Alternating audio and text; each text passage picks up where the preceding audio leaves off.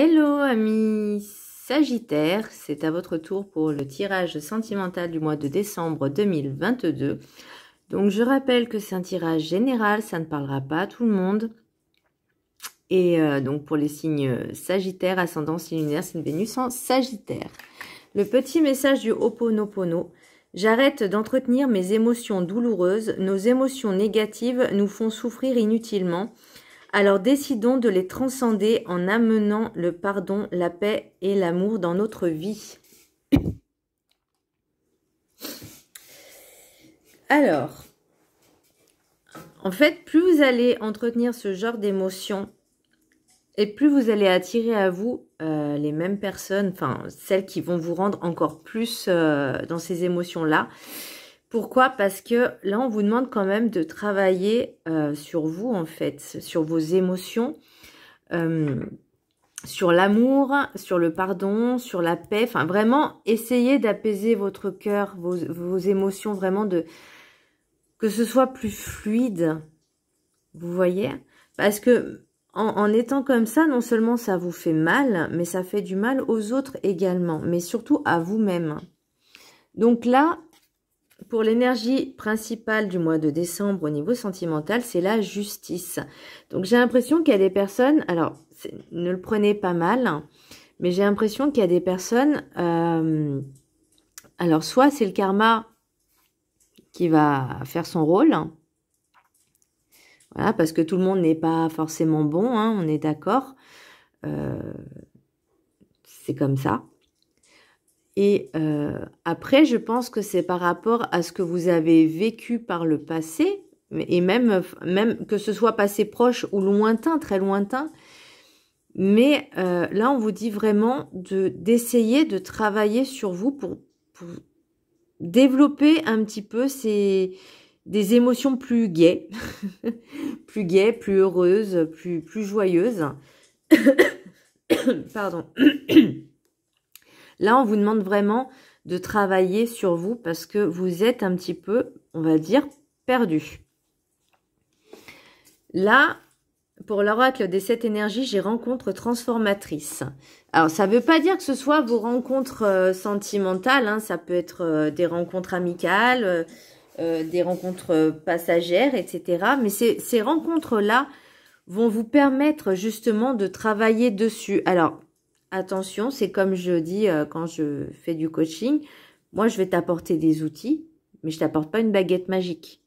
Hein, c'est pas du jour au lendemain, ouh, ça y est, je suis libérée, je suis guérie. Non, c'est un travail très long à partir du moment où on en prend conscience. Alors oui, c'est long, ça se fait pas du jour au lendemain, mais c'est déjà un bon début d'en prendre conscience. Après, reste à travailler sur ça.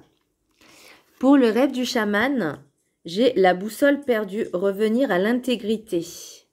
Et pour la carte enchantée, j'ai tiré la boussole. Donc, pour moi, vous êtes un petit peu, je pense, perdu. Vous savez plus peut-être qui vous êtes, parce que justement, vous êtes peut-être un petit peu trop dispersé.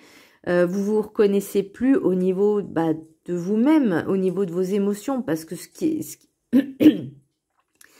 même si on vous a fait du mal, le mal-être des autres ne vous appartient pas. Par contre, vous êtes responsable de vos propres émotions à vous. Pour la sagesse des sorcières, j'ai bougie, la magie.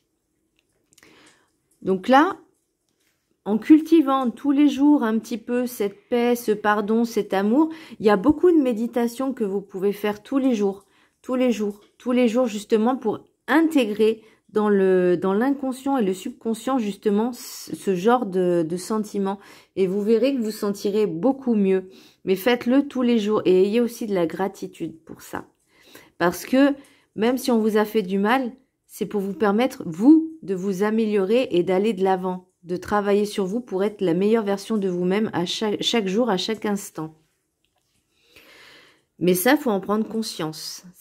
La vengeance, la rancune, la rancœur, la vengeance, ça ne sert strictement à rien parce qu'en plus, vous allez vous en prendre à des personnes, parce que certaines personnes, quand on leur fait du mal, elles vont s'en prendre à d'autres qui n'ont rien fait. Donc, ça sert strictement à rien et ça ne solutionne pas le problème.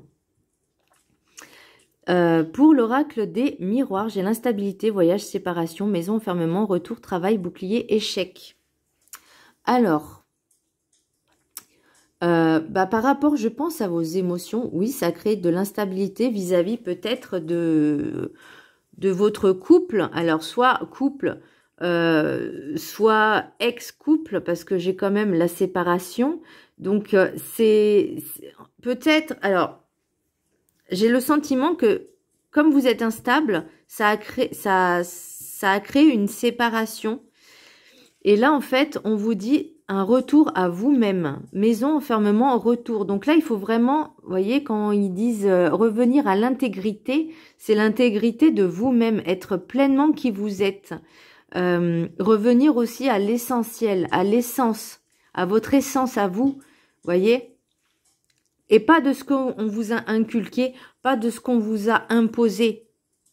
Mais vraiment de revenir à vous-même, de réfléchir par vous-même, de penser par vous-même, de vous aimer, de vous pardonner aussi. C'est très important d'être en paix avec vous-même. C'est peut-être ça aussi qui a créé de l'instabilité.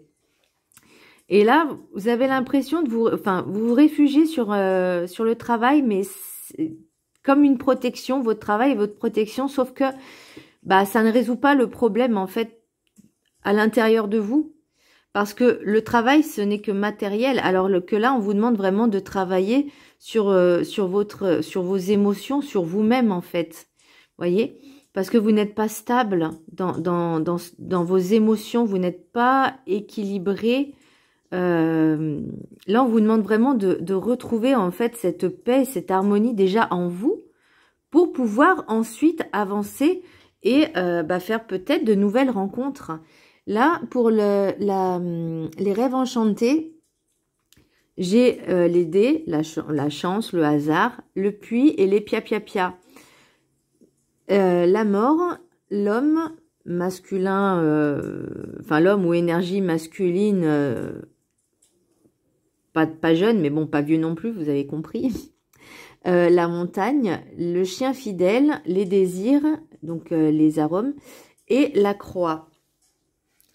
Donc, c'est un peu complexe votre tirage parce que j'ai l'impression que vous, au fond de vous, vous avez envie de changer. Au fond de vous, vous avez envie de vous transformer, mais qu'il y a quelque chose qui